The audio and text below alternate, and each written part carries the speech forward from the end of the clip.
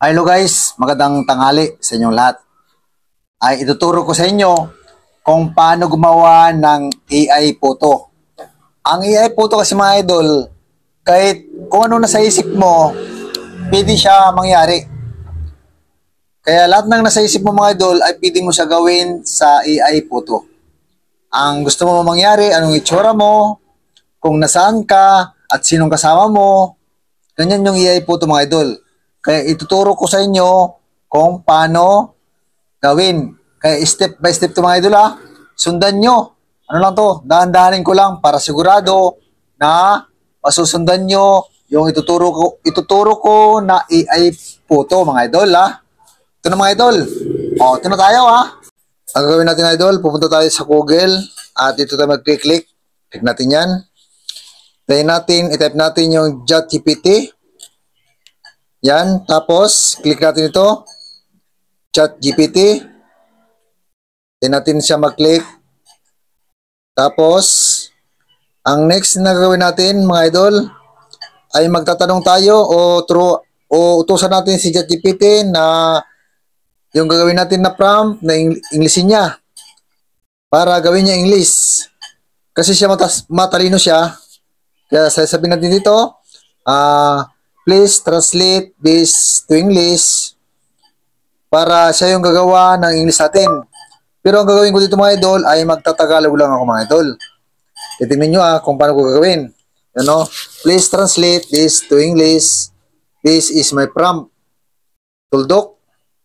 Yan, gagawin natin. Tapos,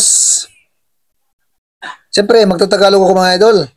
Hindi mo ako marunong mag-English. Mahina naman ako sa English. Gagawin natin, siya yung bahala mag-arrange sa tamang English. Ang larawan ko na ito, basahin nyo ay may hawak na isda, ay malaking isda. Ganyan, sa tabi ng ilog. Sabi niya. Basahin nyo mabuti paano ko ginawa. At ito ay nakatayo. Nakatayo daw. Ganyan lang Huwag mo baguhin ang itsura ko dito at yung mukha ko. Tingnan nyo paano gumawa ng prompt. Tapos hindi natin kung anong susunod na na gagawin ko dyan. Re-review ko lang kung tama yung ginawa ko. Para sure na di ako nagkamali, i-review ko siya. Ganyan mga idol panoorin nyo mabuti para magkaroon kayo ng idea kung paano ko talaga ginagawa yung mga AI photo. Yan. Nilagdagan ko ulit. Dapat original pa rin yung mukha ko dito. Para klaro yung mukha ko kung nakikita siya. Dito sa baba, nandito yung yung English niya, binigay niya sa akin. Ito na yung English niya. Gagawin ko, kukopyahin ko lang to mga idol Tingnan nyo. Ilolong press mo lang yan. Yung ginawa ko na prompt, ay ginawa ni ChatGPT na prompt. Yan. Tapos ikakopy mo siya, copy. Tapos may lalabas na ganyan Yan. Ang next naman mga idol, pupunta na ako dito kay Gemini. Gemini apps.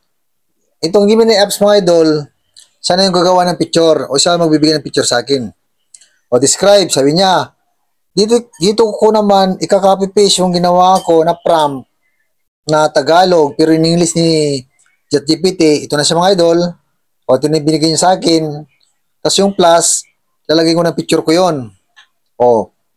Mamimili ako dyan ng mga picture na pwede niya ilagay dun sa sinasabi ko na request ko na isda na meron siyang malaking hawak na isda.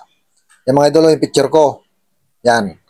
Ganyan siya mga idol, kabilis para baguhin yung background kung ano nasa isip mo, siya yung gagawa. Ito na mga idol click mo itong right na sa baba na mayroon siyang arrow. Click mo lang yan para magbigay na siyang picture. Tingnan natin dito sa baba. Medyo naglo-loading pa. Kaya hintay-hintay lang mga idol. Malapit na yan. Mag-loading. Ilang segundo lang, magbibigay na siya ng picture.